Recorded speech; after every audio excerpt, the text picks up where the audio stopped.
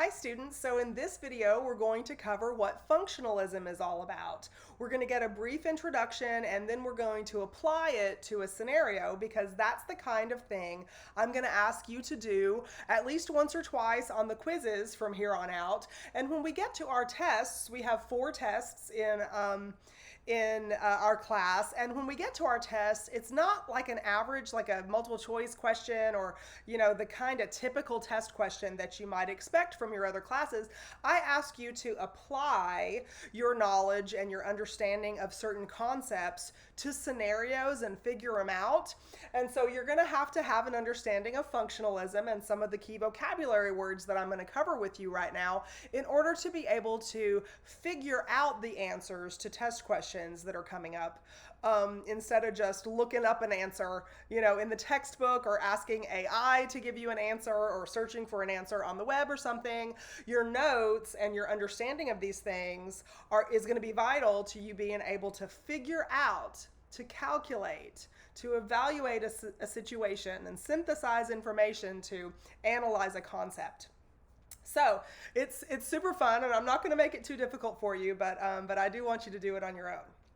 Okay, so functionalism is one of our 3 major theories that I introduced you to very briefly in a previous lecture. Functionalism is a macro scale point of view of society. It's a macro scale way of analyzing social structure. That's the viewpoint that a functionalist uses, social structure viewpoint. So the big picture on down instead of the little picture on up, okay?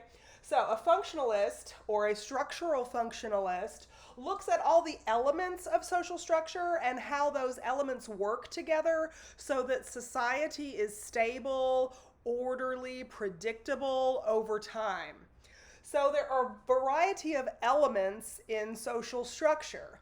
Not all of those elements are macro scale. We will investigate those in detail when we get to chapter 4 of our textbook.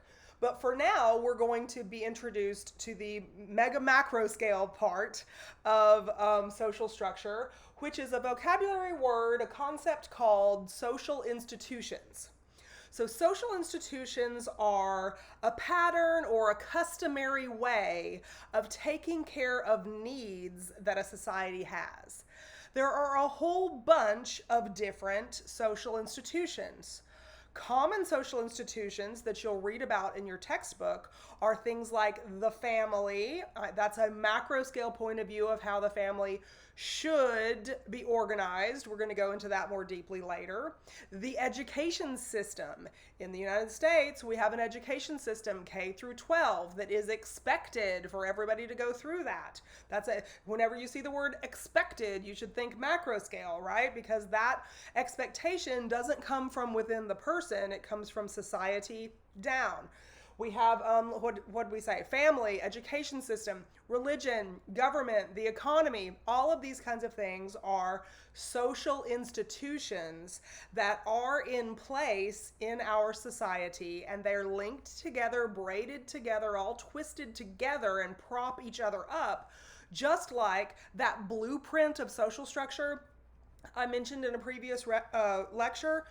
When we talked about the blueprint of society, if you had a page with all the rooms and all the plumbing and all of the electrical and all the insulation and all of the reinforcements and this kind of thing, load-bearing walls would be highlighted, right? And so you can think of social institutions as the load-bearing walls for society, because these are the macro scale components that are linked together to form the structure of society and prop it up so that it is predictable from one generation to the next, it's stable and orderly over time, and all of the needs that the population in that society has are met by by those elements of social structure. So that's what a social institution is. So for instance, the economy is a social institution. The economy establishes a pattern, it establishes a framework for us to know what prices are.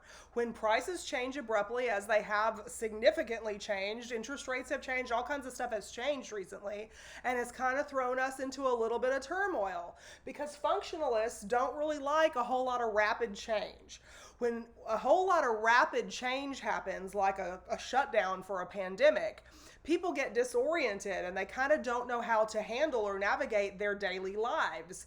So social change is acknowledged. Functionalists know that society changes over time. Just talk to your grandma or grandpa about what things were like back in the day, and you will notice significant differences in their way of life compared to your way of life. A functionalist is not anti-social change, but a functionalist says that when social change happens way too fast, like a shutdown for a pandemic, people get kind of disoriented and don't know how to navigate their lives in the same way that they did before. This is exactly the point of view that Emil Durkheim had in his lifetime. He was a functionalist, and that is what led him to develop the idea of social facts that we examined in a recent video when he looked at the data about social life and social outcomes from before the Industrial Revolution and after the Industrial Revolution. So when there's abrupt change, life outcomes change, right? And so we've experienced that in our lifetime with the shutdowns, right? So that was caused a lot of disorientation for a lot of us. Wait, why can't I do this? Why can't I do that? You know, everything's changed, right?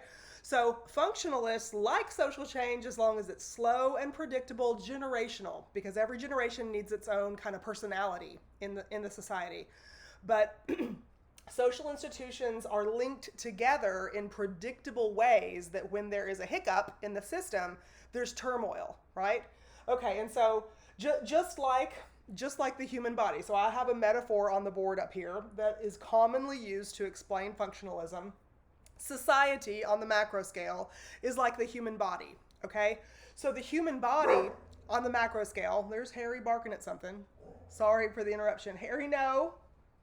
Anyway, society on the macro scale is made up of lots of different parts, just like the human body is made up of a lot of different parts. And we can't do without those parts, right? You've got your skeleton, your circulatory system, your nervous system, your heart, your brain, your eyeballs, all of these different kinds of things. And when something isn't right with one of them, then other things can go wrong with other things, and you have to get it fixed so that you're stable and orderly over time. We even use the word stable in the medical profession in order to know whether somebody is doing okay or expected to do okay in the long run.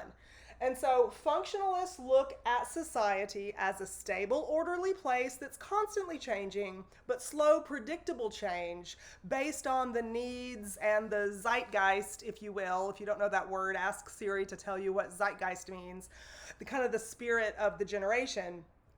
Based on the needs and the spirit of the generation, society changes slowly over time, but roughly it stays stable and orderly so that we can look at our USA society 100 years ago and we see a lot of common elements and we have a lot of camaraderie and I guess a feeling of connection to previous generations. And that's the way a functionalist analyzes society. So we will be looking at a whole lot of different functionalists like Emil Durkheim throughout the course of the semester. And they might focus on one little part of society like deviant behavior or poverty or something like this. They might look at one little part of society and come up with a conclusion that is from this standpoint, that because society is structured the way that it's structured, this happens.